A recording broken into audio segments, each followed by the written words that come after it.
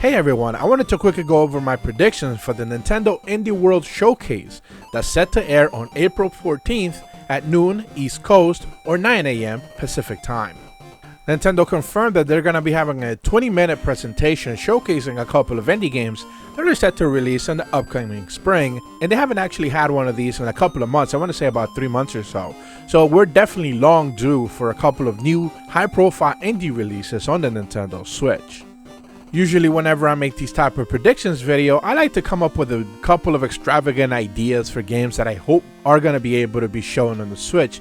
This time around would be something along like Valheim, for example, but I'm not going to do that. I'm actually going to change tactics a little bit and talk about just two games that I actually want to see more than ever, since we actually haven't heard about them in a long time.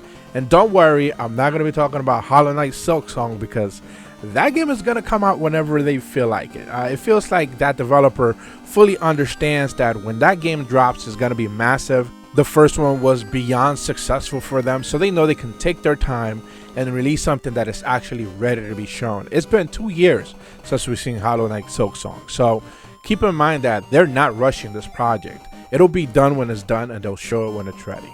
But the first of the two games that I actually want to talk about is Axiom Verge 2.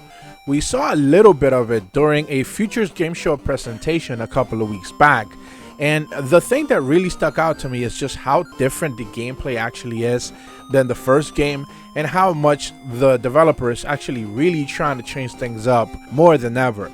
There are different completely mechanics that simply wouldn't have been able to be available in the first game, and aspects of the story that they're really trying to drive home.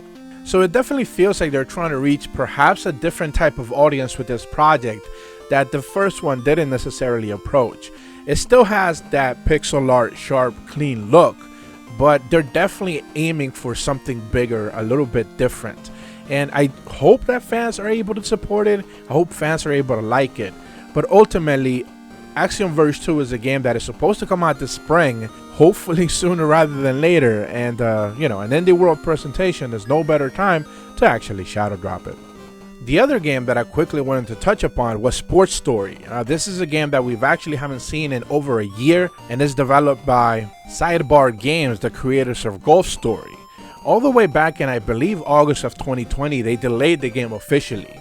So it's actually been a little bit, almost a year and a half, almost, where we haven't really seen anything about it. We haven't heard anything about it. And this is another one of those projects that I feel like the scope of the game is just getting bigger and bigger, because the first game was so successful that they're just waiting to actually put out something worthwhile.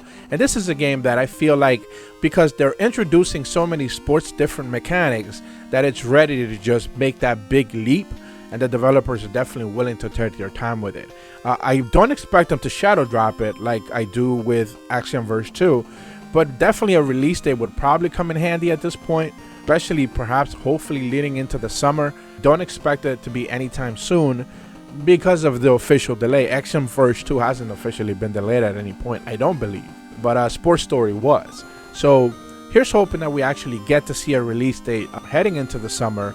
And hopefully we get to play it soon, because this is a really interesting game with a couple of new mechanics that I think people are definitely going to be able to enjoy. So that's going to be it for this video. Those are my quick predictions for the Indie World Showcase. I'm very hopeful for this one actually, because there's a lot of games that I'm hoping to see. But these are two games that I specifically wanted to shout out. If you're new to my channel, be sure to leave a like and subscribe. And as always, thank you so much for watching. See ya.